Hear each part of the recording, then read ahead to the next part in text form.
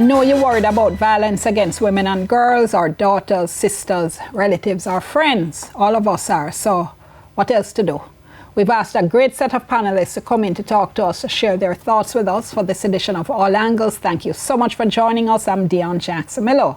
With us, Senior Lecturer at the Institute for Gender and Development Studies at the University of the West Indies, Dr. Isaac Derry. Also with us, the head of the Institute, Dr. Dela Bean. Government Senator Shireen Golding Campbell is with us, along with Opposition Senator Gabriella Morris. Before we hear from any of them, though, here's Kemon White with this overview.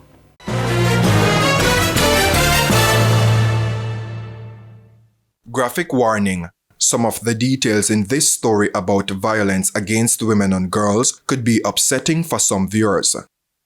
Personally, I'm still broken, I'm still drained, I'm still sad. I'm just putting out the best right now to stay strong because I need to get to the bottom of this. I need to know what really happened. Ana Dilworth is the father of first-year pharmaceutical technology student Anissa, who went missing on May 6.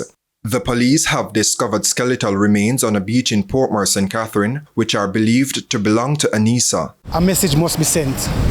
It must be direct, it must be swift, right? And it must be effective. No stone should be left unturned. The University of Technology Students' Union organized the protest. Enough is enough! Enough is enough! The UTech protest coincided with another demonstration by nurses who were protesting in support of an enrolled nurse who had been physically assaulted by a 65-year-old businessman in what appeared to be a road rage incident. What we hope to achieve on this protest is to tell the males in our country that it is not okay to beat our females. Abuse against children and females is not acceptable. What we want to achieve is that we hope that when our men see us on the road, they'll more want to protect us than harm us.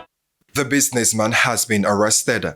Members of the public are concerned. Sometimes you can just leave out on a positive mindset and you're saying to yourself that, okay, today is going to be a good day, and you just get that phone call that something terrible happened to your mother and your sister. And that's something that no one wants to experience. It's outrageous and something needs to be done. I don't feel safe in my own country.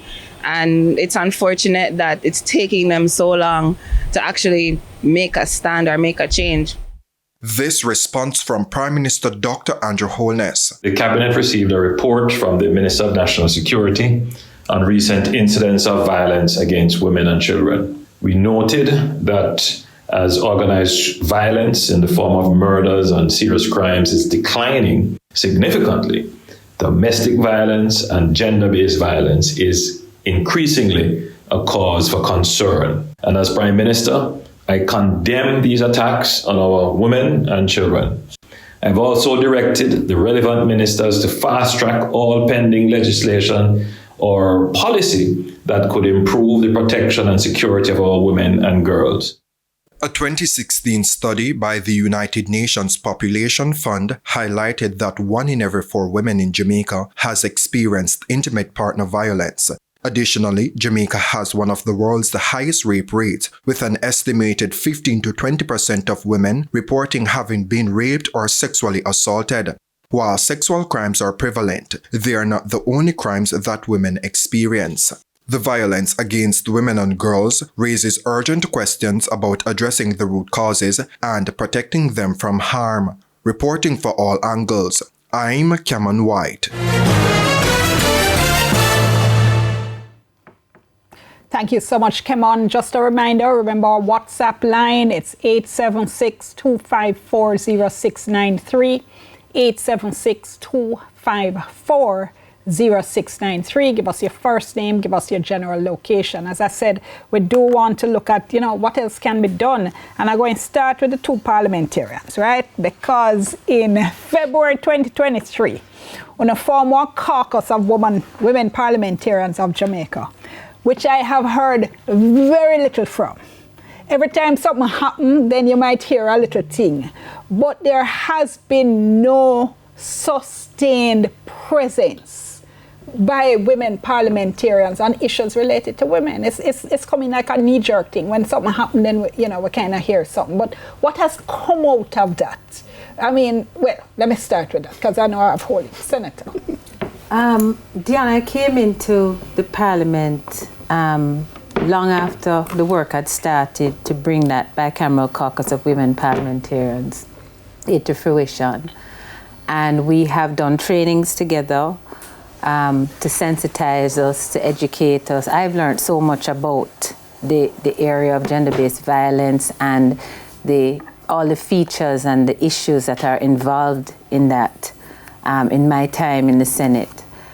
We have gotten to the point where we have created the rules that should guide the caucus, and now the caucus is established and is in a position to begin to meet to take on issues.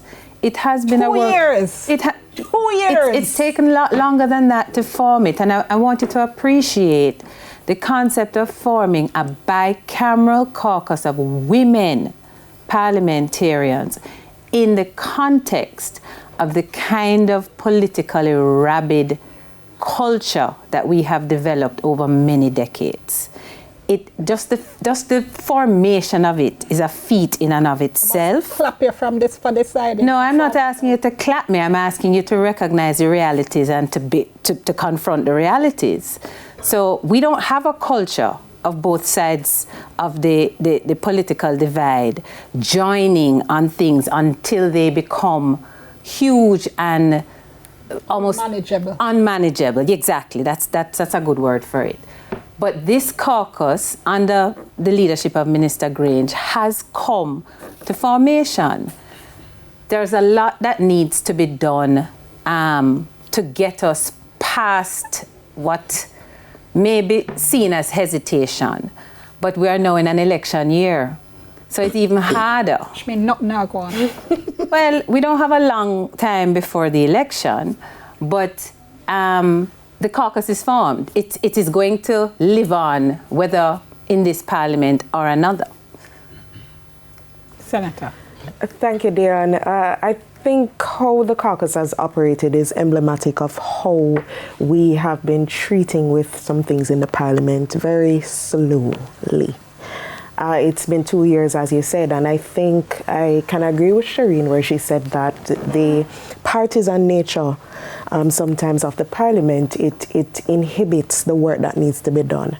And so I believe that there's a lack of trust among members of the caucus, because we have seen in recent years, we have seen the George Wright scenario and how that played out, and how it was dealt with by members of parliament, women who are on the other side. It didn't send the right signal, I believe, as to how we should actually treat, or the seriousness that we should ascribe to cases of domestic violence. And so I believe that there is that lingering sense of distrust that is actually preventing us on focusing on the issues that matter. So I think that we need to do better with the short time in parliament. I would love to see more collaboration from parliamentarians, especially on the Domestic Violence Act, which I hear will soon be brought to the parliament. I'm hoping that it is something that we can see coming in the next few months, especially with the anxiety that many Jamaican, especially women and children, are facing around safety and security. You see, I come, and I'm nearly at the break, and then I'll bring in my other guests. You see, I totally understand what the two of you are saying. My issue, though, is that, why form it if you're not going to do nothing? You don't need to form a caucus. It's too early to say that, though. You don't need to form a caucus to educate parliamentarians. As a matter of fact, all the men should be educated on gender-based violence as well. So if the purpose is education, you don't need the caucus. Just have seminars and ask all the parliamentarians to come. If it's not that anything substantial, legislative reform, pushing forward on policy and legislative issues, if you all can't transcend the politics, and I understand why you might not be able to, but if you can't transcend the politics and push beyond that, then, why bother with the PR aspect of pretending to be doing anything? No, careful, I'm not going to knock the formation. All right, each. I'm going to let each one respond. I think we're nearly at the break, though. I tell you what, let's go to the break. I'll let each one respond, and then I'll come to our other guests. Remember, we want to hear from you as well.